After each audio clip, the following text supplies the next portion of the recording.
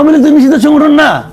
এখন তো প্রতিদিন নির্বাচনী প্রচারণা রাজনৈতিক দলগুলো তাদের প্রতিশ্রুতি দিচ্ছে, পাশাপাশি মানে অপরকে ঘায়েল করার জন্য নানান রকম নিন্দামন্দ করছে। আপনি এটি কেমন দেখছেন বা পর্যবেক্ষণ কি আপনার? দেখুন, খুব বেশি একটা গালমন্দ করছে এটা কিন্তু আমার কাছে মনে হচ্ছে না। বরঞ্চ আমি আমার অতীত অভিজ্ঞতা থেকে বলতে পারি যে এত ভদ্র ভাষায় আক্রমণ আমি এর আগে শুনি নাই। যেমন তারেক রহমানের কথা আমি বলি, আমার তো ওনার এগুলো বক্তৃতাই মনে হয় না। যেগুলো আমরা শুনতাম নাকি বক্তৃতা দেয়, গালে রক টক ফুলে দিয়ে বক্তৃতা দিচ্ছে, আমার তো মনে হয় মানুষের সঙ্গে আলাপ করতেছে, ওয়ার্কশপ পরিচালনা করছে। মানে ওয়ার্কশপ আমি বলবো না, আমি বলতে মানুষের সঙ্গে সে আলাপ করে, এবং সে কিন্তু জনগণের সঙ্গে কিন্তু খুব অ্যাটাচমেন্ট, তার কিন্তু খুব মানে এটা মানে আমি আনইউজুয়াল একটা সিস্টেম হচ্ছে আর কি। হ্যাঁ, আনইউজুয়ালি বলতে পারেন, কারণ অন্যরা এটা আমরা দেখিনি আর কি। এভাবে অ্যাটাচড হয়ে যাওয়া, একজন লোককে ডেকে আনা, তার সঙ্গে কথা বলা, তাকে নিয়ে তার চেয়ারে বসানো, আপনি কাজ শেষ বসেন, এবং সে বলার জন্য সে আর ওই ডায়াস থেকে সরে যাচ্ছেন।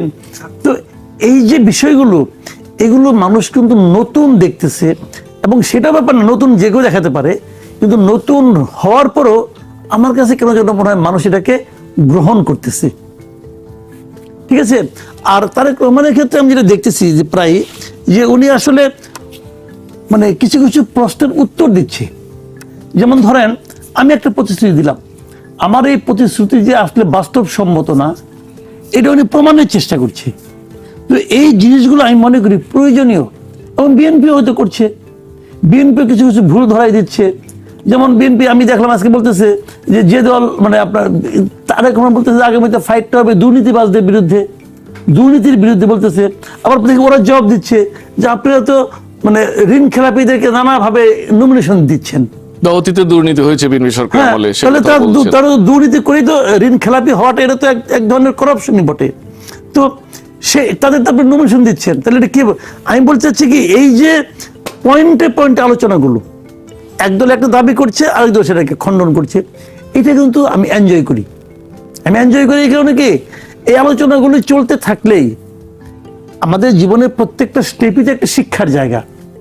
আগামীতে এই শিক্ষাটা নিবে তারা, যে আমি যে এই কাজটা করব, তো আমার প্রতিপক্ষ যেটা জনগণের সামনে এক্সপোজ করে দিবে, এবং জনগণের সামনে এক্সপোজ করে জনগণ হয়তো আমাকে প্রশ্ন করার তার টোন হয়তো, গলার স্বর হয়তো অত জোরে উচ্চারিত হবে না, কিন্তু তারা তো এটা প্রভাব বিস্তার করবে ভোটে যায়।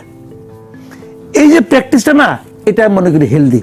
আমি এটা কিন্তু আনহ্যাপি না, মানে আসলে মূল ব্যাপারটা জানেন, বা এখন পর্যন্ত যে ব্যক্তিগত আক্রমণ দেখছেন এটা সহনীয়ই মনে হচ্ছে আমার কাছে। মনে হয় আমি এটাকে আনহেলদি মনে করি না।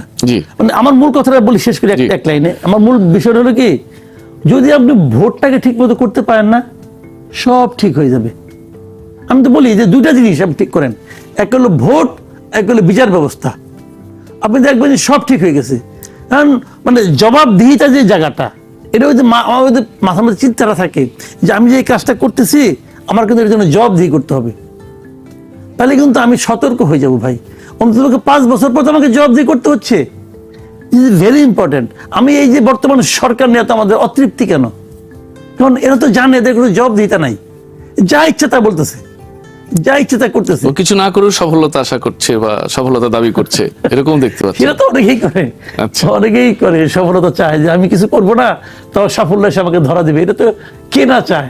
আচ্ছা ডাক্তার জাহিদুর রহমান, আমি ওনার আলোচনায় যেটি বুঝলাম যে তর্ক বিতর্ক এটি থাকবে বা দোষারোপের অবস্থাও থাকবে, তো আপনি কি একই মনে করেন, নাকি এর মধ্যে পরিকল্পিত কোনো কৌশলও আছে এই বিতর্কের মধ্যে? কৌশল তো আছেই, এবং আমি একেবারেই একমত।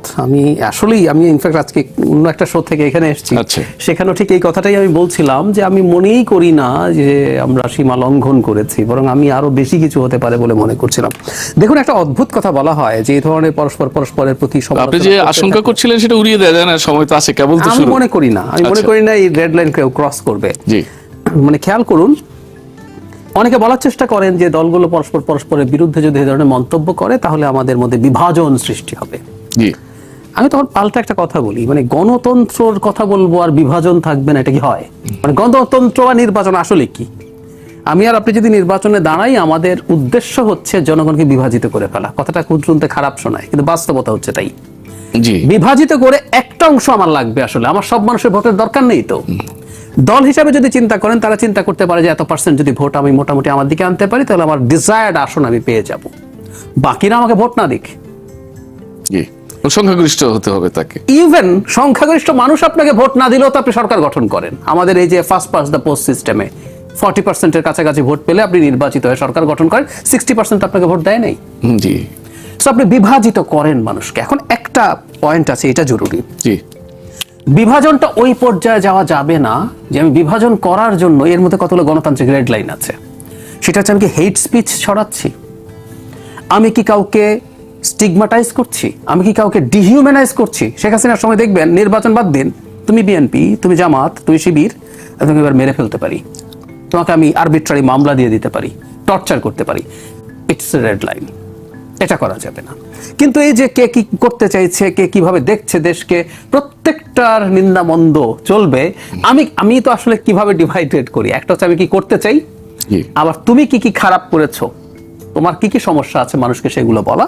সময়ের সাথে সাথে কিছুটা ইন্টেন্সিফাইড হয়তো হবে, কিন্তু আমি মনে করি না যে আমরা আসলে রেড লাইন ক্রস করব। বরং বহু দেশ যেগুলো দীর্ঘদিন গণতান্ত্রিক চর্চার মধ্যে আছে, বর্তমান পৃথিবীতে এক ধরনের ডানপন্থী রাজনীতির, পপুলিজমের উত্থানের কারণে আরো টাফ কথাবার্তা ওইসব জায়গায় বলা হয়। ভারতের রাজনীতি আপনি যদি দেখেন, এই দেশে তো কোনোদিন সামরিক সরকার ছিল না, কোনোদিন স্বৈরাচারী ব্যবস্থা অন্তত নির্বাচনের বাদ দিয়ে ছিল না।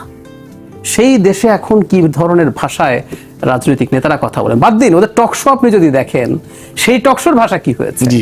আমরা ইভেন টকশোতেও আওয়ামী লীগের সময় অন্তত ওই ভাষায় তাদের সাথে ঝগড়াঝাটি করি নাই। তো আমরা তুলনামূলকভাবে আমি মনে করি ভেরি মাচ।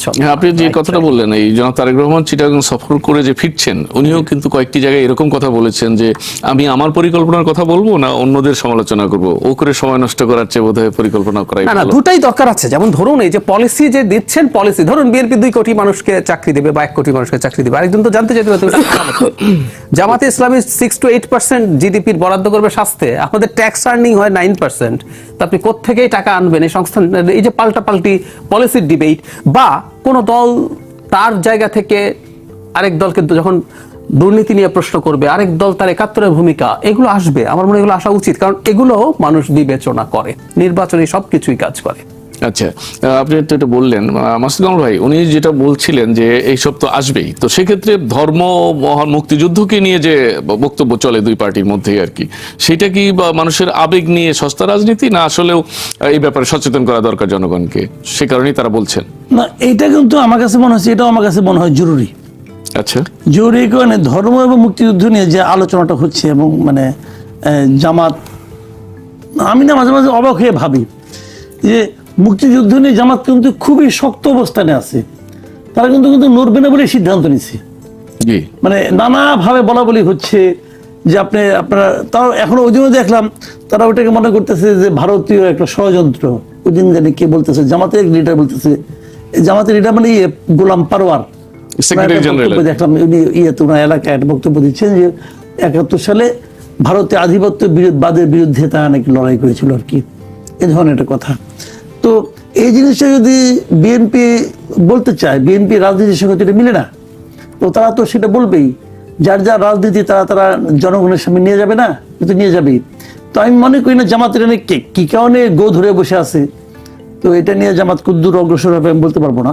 তবে আমার কাছে মনে হয়েছে যে জামাতের পদ্ধতিটা একটু রিস্কি, কারণ এই দেশের মানুষ কিন্তু ভাই যত যাই বলেন আপনি, মুক্তিযুদ্ধের কিন্তু মানুষের একদম আবেগের সঙ্গে জড়িয়ে আছে কিন্তু। আর বিএনপিও তো এটা ধরবে, কারণ বিএনপির যে প্রতিষ্ঠাতা সেই তো মুক্তিযুদ্ধের একজন নায়ক। কাজে এগুলো নিয়ে যদি বিএনপি বলে, আমি এটা বিএনপির পলিটিক্সের একটা পার্ট মনে করি। আর ধর্ম নিয়ে জামাত যেটা বলেছে, বা যদিও জামাত এখন স্বীকার করে না, কিন্তু আমরা তো দেখি যে অনেক সোশ্যাল মিডিয়াতে অনেকেই কিন্তু বলাবলি করছে, এবং অনেক আমি জামাতের মধ্যে অ্যাক্টিভিস্ট যারা, তারাও জামাতের যারা বুদ্ধি, এবং ওটা কোনো ব্যাপারে কিন্তু ওরা যখন বলে যে ইহকাল পরকালে পাইতে হলে জামাতকে করতে হবে, ভেস্তে যেতে হলে জামাতে, কিন্তু বলে অনেকেই, তার কোনোটারই কিন্তু জামাত আবার প্রতিবাদ করে না। জামাত কিন্তু জামাতের হিসাবটা খুব পিকুলিয়ার। তারা হলো কি যে আপনি যখন বলবেন, তারা বলবেন না আমরা তো এটাকে ওন করি না, আর বলবে। কিন্তু ওটা বলার মাধ্যমে যদি 10 জন লোক মানে হয়, ওর দ্বারা প্রভাবিত হয়, ওটা জামাতেই লাভ। জামাতের হিসাবটা খুব ক্লিয়ার যে আমি যা পাই এভাবে টুকে মুখে। তো এই জিনিসটা কিন্তু চলছে, এবং তারা পট করে অস্বীকার করে, আমরা বলি নাই, মুখ না, কিন্তু বলে নাই যারা বলেছে তাদেরকে তো তারা অস্বীকার করে না। অস্বীকার করেন। এই আপনার কথা একটা কথা মনে পড়লো, আপনি লক্ষ্য করছেন ঢাকা 17 আসনে বিএনপির যে প্রতিদ্বন্দ্বী প্রার্থী জামাতের খালেদ সাইফুল্লাহ সাহেব, উনি বলে হুট করে গত সপ্তাহে বললেন যে খালেদুজ্জামান যে ঢাকার কোনো আসনই তারা পাবে না, সব সাইজ করে দেওয়া হবে। এরপরে তো সবারই চোখ পড়ে এই লোককে আবার কি বলছে, উনি তারেক রহমানের প্রতিদ্বন্দ্বী, পরে সাইজ হয়ে যাবে এরকম বলছিলেন। পরে দেখা গেল যে সবাই তো তাকে নিয়ে ব্যস্ত। এখন উনি যেটা বলতেছেন যে ও এক কথা বলেই সে মোটামুটি লাইমলাইটে চলে আসছে, সবাই এখন তাকে চিনেছে। এটা যদি কৌশল হয় আর কি, এটা হয় একটা পদ্ধতি যে মানে এগুলি করে মানে কোনো না কোনো ভাবে আলোচনায় আসে আর কি। জি ডাক্তার জাহিদ, আমরা মাত্রই ধর্ম বলেন এবং মুক্তিযুদ্ধ নিয়ে মাসুদ কামালের ব্যাখ্যা শুনলাম। আপনি এটা নিশ্চয়ই জানেন যে আরপিওর যে শেষ সংশোধন, সেখানে বলা হয়েছিল যে ধর্মকে নিয়ে যাতে বাড়াবাড়ি না করা হয় এবং এটা অনেকটা সম্পূর্ণ নিষিদ্ধ এরকম বলা হয়েছিল আরপিওর সংশোধনীতে। তো সেক্ষেত্রে যে প্রতিনিয়ত এসব হচ্ছে, নির্বাচন কমিশন তো কোনো ব্যবস্থা নিচ্ছে বলে দৃশ্যমান হচ্ছে না। আমি নির্বাচনী আচরণ বিধিমালায় ধর্ম নিয়ে যা বলা হয়েছে এটা খুবই ইনঅ্যাডিকুয়েট। ধরুন আপনি নির্বাচনী বিধিমালা অনুযায়ী আপনি অপরাধ করবেন না যদি আপনি প্রকাশ্যে জান্নাতের টিকিট বিক্রি করেন। দুটো জায়গায় ধর্মের ব্যাপারে কথা আছে। একটা জায়গায় বলা হয়েছে কোনো উপাসনালয়, মসজিদ, মন্দির, গির্জা কোনোখানে নির্বাচনী প্রচারণা চালানো যাবে না। আরেকটা হচ্ছে ছবির ক্ষেত্রে একটা জায়গায় বলা হয়েছে আপনি এমন কোনো ছবি দিতে পারবেন না যাতে আপনি প্রার্থনা করছেন এই ধরনের কোনো ছবি আপনি দিতে ভোটের জন্য ব্যবহার করা যাবে না। এই দুইটা আছে নির্বাচনী আচরণ বিধি, আমি পড়লাম আজকে, এবং এই দুইটাই কিন্তু অহরহ ঘটছে, খেয়াল করছেন এই দুইটাই ঘটছে। আচ্ছা, তো সেই হিসাবে তো আপনি বলতে পারেন যে মার্কায় ভোট দিলে জান্নাতে যাওয়া যাবে, সেটা কিন্তু এই বিধিমালা ভাঙছে না। আমি মনে করি ভবিষ্যতে বাংলাদেশের নির্বাচনী বিধিমালা, আচরণ বিধি পাল্টানো জরুরি। কারণ এই যে যেসব বক্তব্য নিয়ে প্রচুর সমালোচনা হচ্ছে, সেই সমালোচিত বক্তব্যগুলো বিধিমালা, নির্বাচনী আচরণ বিধি ভঙ্গ করছে না। আমি অন্তত যতদূর বুঝি, আমি আজকে খুঁটিয়ে খুঁটিয়ে বিধিমালা, কিন্তু যে দুইটা বললেন আপনি, ওই দুটো কিন্তু ঘটছে। আমরা মাঝে মাঝে দেখছি যে ইমামকে সরিয়ে দিয়ে সেখানে নির্বাচনী কথা বলা হচ্ছে, এইগুলো ঘটছে। তাহলে ইসির ব্যবস্থা নেওয়ার কথা এই দুটোর ক্ষেত্রে দেওয়া উচিত, সেটা ঠিক। কিন্তু সেরকম না, সেটা দেখা যাচ্ছে না। আমাদের ইসি তো কোনো কালেই আসলে ঠিকঠাক মতো ব্যবস্থা নেয় নাই। উচিত ছিল এমনকি সব দলই কোনো না কোনো ফর্মে নির্বাচনী আচরণ বিধি ভাঙছে। এই যে ব্যবস্থা নিচ্ছে না, এটাকে কেন্দ্র করে কিন্তু কেউ কেউ আবার বলার চেষ্টা করে তাহলে কি এই ইসি একটি সুন্দর নির্বাচন দিয়ে যেতে পারবে শেষ পর্যন্ত, এই শঙ্কার কথাও কিন্তু। আমি আবার একটা জিনিস এভাবে বলি, বাংলাদেশে যারা সব ইসি ভালো নির্বাচন দিয়ে গেছেন, তারাও যে নির্বাচনী বিধিমালা ইম্পোজ করার ক্ষেত্রে খুব কঠোর ছিলেন তা না, এটাও ফ্যাক্ট। আমাদের এটা একটা ট্রেডিশনের প্রশ্ন আছে, আমাদের ট্রেডিশন আসলে এভাবে ছিল না। কিন্তু আমরা যেটা চেয়েছিলাম যে কোনো একটা পয়েন্ট থেকে তো শুরু করতে হবে। এই সরকারের সময় থেকে যদি সেটা শুরু হতো, এই নির্বাচন কমিশন যদি সেটা শুরু করতে পারতেন ভালো হতো। কিন্তু না, আমরা আসলে দেখছি না। কিছু কিছু জায়গায় মোটা দাগে তারা কিছু সিদ্ধান্ত নিয়েছেন, এটা হয়তো আমাদের এখন পর্যন্ত মেনেই চলতে হবে। একটা প্রতিষ্ঠান হঠাৎ করে রাতারাতি পাল্টে যায় না, আমাদের কালচার নেই। যেহেতু এইটুকু ব্যবস্থার মধ্যেও গ্রহণযোগ্য নির্বাচন অতীত হয়েছে, ওই প্রত্যাশা রাখছেন সম্ভব। আচ্ছা মাসুদ কামাল ভাই, আপনি দেখবেন যে আপনি বলছিলেন যে এই যে বিতর্ক চলছে, তারপরে একজন আরেকজনের ঘাল করার চেষ্টা, এটা হেলদি আপনি মনে করছেন। কিন্তু আপনারা তো জানেন যে জুলাই অভ্যুত্থানের পরে একটা ঐক্যবদ্ধ জাতি গঠন করার প্রয়াসে রাজনীতিবিদরা নানান কথা বলেছে। তো এমন তো আবার কিছু হবে না যে চরম একটা বিভক্তি হয়ে গেল নির্বাচনকে কেন্দ্র করে, নির্বাচন পরবর্তীতে আবার সরকার গঠন করতে গিয়ে দেশ চালাতেই ঝুঁকির মধ্যে পড়লো, যে সব এই গাল বন্ধ করার ফলে আলাদা হয়ে গেল। পরবর্তীতে ঝুঁকির মুখে পড়তেই পারে।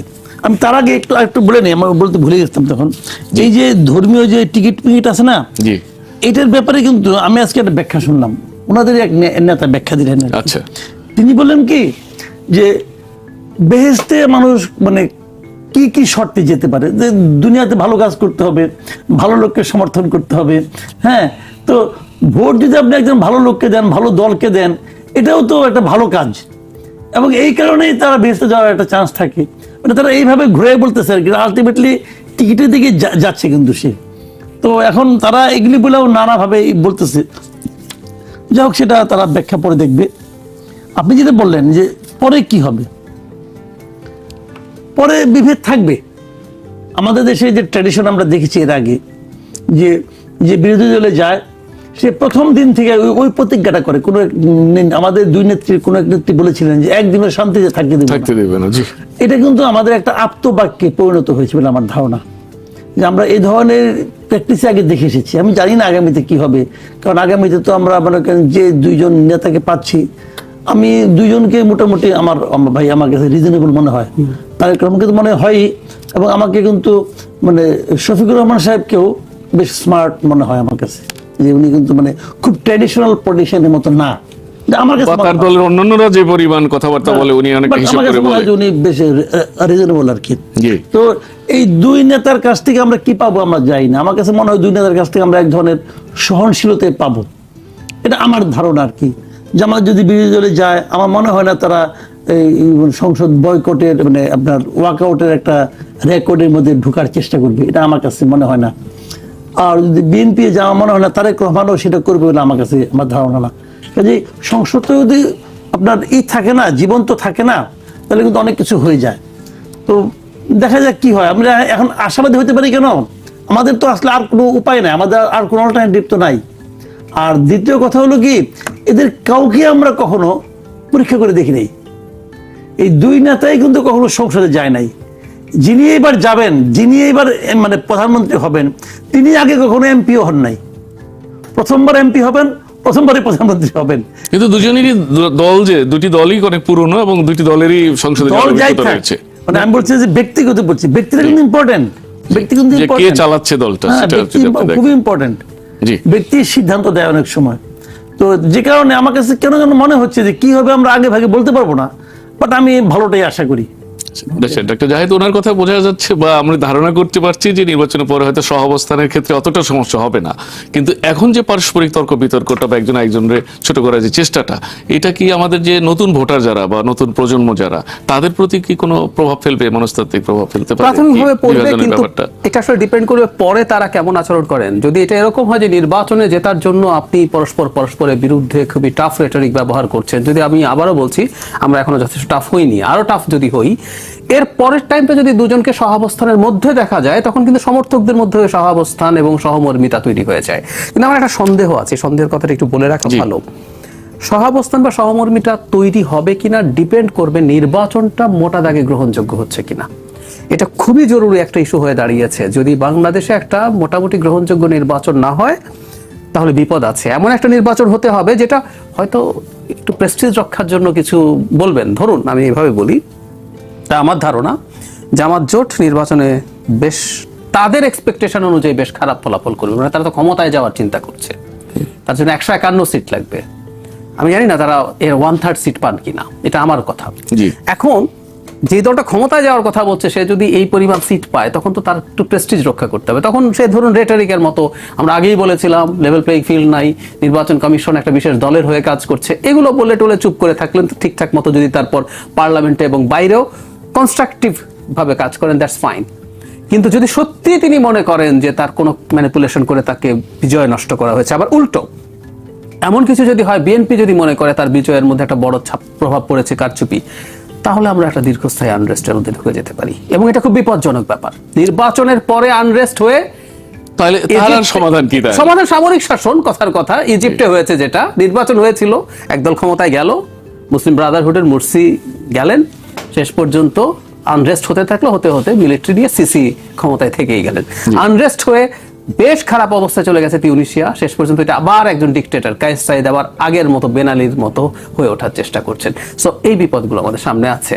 তবে আমি আশা করি মোটামুটি ভালো নির্বাচন হলে আমরা একটা ভালো, আমি মাসুদ ভাইয়ের সাথে একেবারেই একমত, সেটা হচ্ছে দুই নেতাকেই আমার কাছে তুলনামূলকভাবে বেশ রিজনেবল মনে হয়। এবং আপনি যে ইঙ্গিতটা করলেন, ওরকম কিন্তু অলরেডি এনসিপির প্রধান যিনি উনি বলেছেন আর কি, যে রাজনীতিতে নির্বাচনের প্রচারণায় লেভেল প্লেইং ফিল্ড নাই, আমরা রাজপথেও আছি আর কি, রাজপথে আছি। ইভেন তাদের কোঅর্ডিনেটর বলছেন আমরা নির্বাচনে আদৌ যাব কিনা, এই চিন্তাও করছে, এক ধরনের হুমকি কিন্তু দিয়ে রেখেছে আর কি।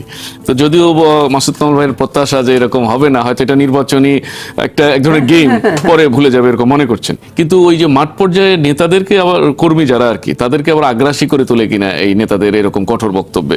দেখেন, এটা তুলতে পারে কেন? মনে করেন আপনার এখানে আমরা তো বিএনপি এবং জামাত দুই দলের আমরা দীর্ঘদিন একটা সহাবস্থান দেখেছি, কিন্তু পাশাপাশি এবার হয়েছে কি, এবার কিন্তু জামাতের লোকজন যারা জামাতের জীবনে কখনো ঘটেনি, ওরা তো কখনো কিন্তু চিন্তাও করেনি যে তারা ক্ষমতায় যেতে চায়, মানে ক্ষমতায় যাওয়ার কথা, ক্ষমতা আমরা যাওয়ার একটা চান্স আছে, এটা তাদের চিন্তা, মানে দূরতম চিন্তার মধ্যেও ছিল না। তারা সবসময় চিন্তা ছিল যে আমরা সরকারি দলের কাছ থেকে একটু শেয়ার পাই কিনা, অথবা বিরোধী দল হলেও আমি একটু ভালো জায়গায় থাকতে পারি কিনা, তারা সবসময় কিন্তু এই ধরনের চিন্তা নিয়ে কাজ করেছে। সীমিত পরিসরের প্রত্যাশা ছিল আর কি। ছিল, বাট ক্ষমতায় যায় এককভাবে ক্ষমতায়। এতদিন তারা বিএনপির আঁচলের নিচেই ছিল, এখন তারা বিএনপিকে চ্যালেঞ্জ করার কথা ভাবছে।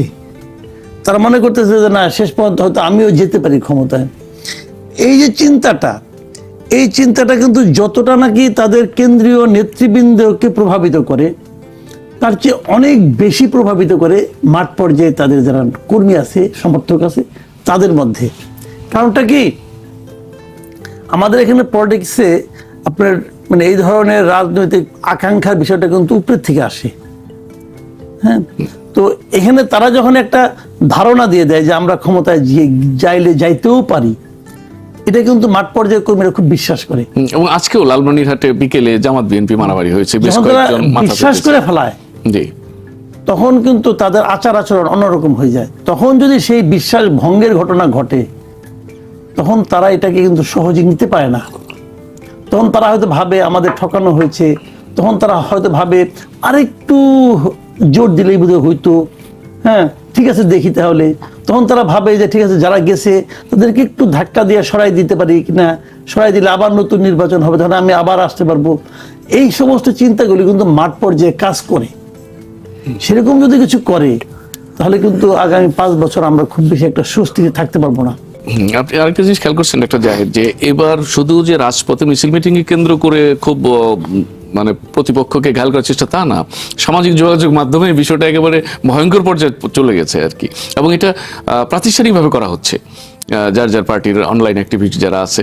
আর এমনি হয়তো কিছু লোক ব্যক্তিগতভাবে করে, কিন্তু একদম আপনার প্ল্যান করে করা হচ্ছে। এবং সেখানে ভুয়া ফটোকার্ড, গুজব, ডিজিটাল প্রপাগান্ডা, নানা কিছু হচ্ছে। এগুলো সামাল দিয়ে শেষ পর্যন্ত নেটিজেনরা আসলে একটা ভালো নির্বাচন পাবে কিনা, সামাল দেওয়া যাবে কিনা, সেটা একটা বড় প্রশ্ন। আমি একটু পেছনে যাই, 2016 সালের যে নির্বাচন হলো ট্রাম্প আর হিলারি ক্লিন্টনের মধ্যে, মানে তখন অনলাইনে ডিসইনফরমেশন ছড়িয়ে পুতিন হিলারিকে হারানোর চেষ্টা করেছে এবং ট্রাম্প তার সাহায্য নিয়েছে, এটা মোটামুটি প্রতিষ্ঠিত সত্য। জি, মানে উন্নত দেশগুলো এটা ম্যানেজ করতে হিমশিম খাচ্ছে। এখন আমরা আসলে কি করবো? আর আমাদের ইতিহাসে প্রথমবারের মতো সোশ্যাল মিডিয়ার বুমের মধ্যে একটা নির্বাচন হতে যাচ্ছে। 24 নির্বাচন হতে পারতো, বা 18 নির্বাচনেও যথেষ্ট সোশ্যাল মিডিয়া ভাইব্রেন্ট ছিল, যেগুলোতে নির্বাচন হয়নি। সেই কারণে বলছি যে এটা খুবই অ্যালার্মিং পর্যায়ে চলে গেছে। আর নতুন যেটা যোগ হলো সেটা হচ্ছে আর্টিফিশিয়াল ইন্টেলিজেন্স। মানে এত রিয়াল ভিডিও, ভয়েস তৈরি করতে পারে। আমি নির্বাচনের শেষ মুহূর্তে নিয়ে খুবই আশঙ্কায় আছি। শেষ মুহূর্তে যদি 2-3 দিন আগে এমন কিছু হলো, এমন কিছু ছড়িয়ে দেওয়া হলো যেটা আসলে আপনি পরে ডিবাঙ্ক করেও লাভ হয় না। খুব ইন্টারেস্টিং ব্যাপার হচ্ছে, এরপর আপনি ডিবাঙ্ক করলেন, ফ্যাক্ট চেকাররা এটা সেটা বললো না, এটা ঠিক না, ইত্যাদি ইত্যাদি। ততক্ষণে এটা যে প্রচার হয়েছে, আর যেটা ঠিক ডিবাঙ্ক হয়েছে ওটা যায় না, হচ্ছে এটা নিয়ে প্রচুর আলোচনা আছে থিওরিটিক্যালি, গ্লোবালি। সোশ্যাল মিডিয়াগুলো সেই পোস্টগুলোকে সবচেয়ে বেশি অর্গানিক রিচ দেয়, সেই যেগুলোতে প্রচুর ঘৃণা আছে, ঝগড়া আছে, রাগ আছে, সেগুলো। তো ফলে ওইটা যে পরিমাণ যাবে, এই যে ডিবাঙ্ক করেছেন, এটা সে পরিমাণ যাবে না। সো আমি আসলে খুবই সন্দিহান, এবং আমাদের যথেষ্ট প্রস্তুতিও নেই। নির্বাচন কমিশন কি করছে, তাদের এইসব নিয়ে সাংবাদিকদের ট্রেনিং করিয়েছেন জানি, কিন্তু কোনো একটা জায়গায় সেন্ট্রালি এই জিনিসগুলো ডিল করার চেষ্টা, বা এর মধ্যেই কিছু জায়গায় শক্ত পদক্ষেপ নেওয়া। কারণ অপরাধ কমানোর জন্য একটা গুরুত্বপূর্ণ বিষয় হচ্ছে ডেটারেন্ট। আপনি যদি যারা অপরাধ করছেন, তাদেরকে যারা এটা তৈরি করছে, যারা এটা স্প্রেড করছে, এরকম কিছু যদি দৃষ্টান্তমূলক শাস্তি আপনি দিয়ে দিতে পারতেন আগে, তাহলে ওই সময় গিয়ে একটু সেফ থাকার সম্ভাবনা ছিল। আমরা আসলে এখন জানি না। কারণ আমি সাধারণ ফটোকার্ড, যেটা বিশ্বাসযোগ্য কোনো কারণ নাই, আমি না মোটামুটি সচেতন মানুষকে সেটা শেয়ার করে মন্তব্য করতে দেখছি। আমি আসলে বুঝতে পারছি। এবং ব্যাপারটা গণমাধ্যমকে ব্যবহার করে করা হচ্ছে। গণমাধ্যম কর্মীও বিভ্রান্ত, অভিজ্ঞ গণমাধ্যম কর্মী সেও বিভ্রান্ত হয়ে যাচ্ছে আর কি। মাসুদ কামাল ভাই, আরেকটা জিনিস আপনি লক্ষ্য করেছেন কিনা, যে এই যে প্রচার প্রপাগান্ডার মধ্যে যারা ইনভলভ, তারা আবার দলীয় অ্যাক্টিভিস্ট হিসেবে পরিচিত আছে অনেকে। তাহলে উনি যে কথাটা বললেন যে যদি কোনো ব্যবস্থা নেওয়া যেত, ব্যবস্থা নেওয়া তো করতে খুব কঠিন না, এটা ধরেই তো করা যায়, তো সেটা কেন সরকার করছে না? আবার আজকেই সরকার একটা বিজ্ঞপ্তি দিয়েছে, আপনি খেয়াল করেছেন হয়তো, যে দিল্লিতে পলাতক প্রধানমন্ত্রী শেখ হাসিনা যে থেকে কথা বলেছেন, এটাকে উস্কানি দিয়েছেন। এখন নির্বাচনের আগে পরে যদি কোনো গোলযোগ ঘটে, এর জন্য সরাসরি তাদেরকে দায়ী করা হবে। সরকারের এই বিজ্ঞপ্তিটা পররাষ্ট্র মন্ত্রণালয়, এই বিজ্ঞপ্তিটা আমার কাছে মানে অপ্রয়োজনীয় মনে হয়েছে, একদম অপ্রয়োজনীয়। কেন দেখেন শেখ হাসিনা ওখানে কি বলছে কি না বলছে, যারা ওই সময় না শুনছে এই বিজ্ঞপ্তি দেওয়ার পরে আবার শুনবে খুঁজা খুঁজা যে কোথায় কি আছে দেখি।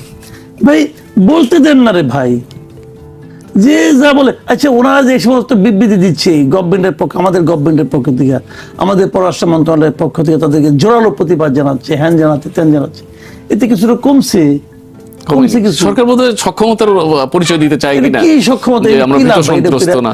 বলতে দেন না, বলুক না, বললে তো কি হয়, ও বললেই কি সবাই ঝাঁপাই পড়তেছে? তো এইগুলি না ইগনোর করা ভালো, আমি মনে করি ইগনোর করা ভালো।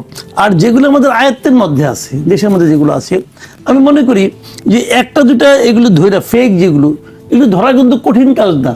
হ্যাঁ, মাঝে মাঝে ফেক চেকাররা কিন্তু বের করে দিচ্ছে, যেটা প্রচুর আসতেছে, প্রচুর ফেক হয়, যার অ্যাকাউন্ট থেকে এটা চড়ানো হলো। এখন আমার কথা হলো যেটা ফেক আছে ওটা ধরা তো কোনো কঠিন কাজ না, ওয়ান টুর মামলা চাইলেই ধরতে পারে, এটা কোন নাম্বার থেকে আপ করা হয়েছে, কোন ইয়ে থেকে তাকে ধরে একটা দুটা শাস্তি দেন, একটা দুইটাকে শাস্তি দিলে বাদ বাকি সব থেমে যাবে।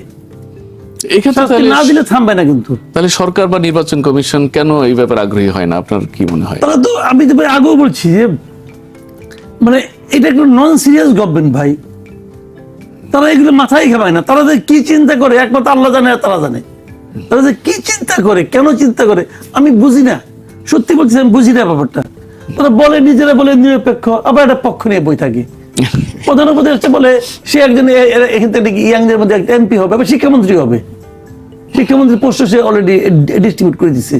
তো এটা হয়তো আপনি বলবেন যে না যাদের পক্ষ নিয়েছে তাদের তো কোনো অত পোস্ট নাই, না হোক, কিন্তু এটা সন্দেহ উদ্রেক করে তো তার আগাম কথা ওরা তো একটা জোটের মধ্যে আছে, তাহলে জোটের প্রতি আপনার একটা পক্ষপাতদুষ্টতা হলো না, মানে প্রকাশিত হলো না। তো এটা যেগুলো করতেছে কেউ তো কোনো ব্যবস্থা নিচ্ছে না, ডোন্ট মাইন্ড টাইপের গভর্নমেন্ট আর কি, কিছু মনেও করে না।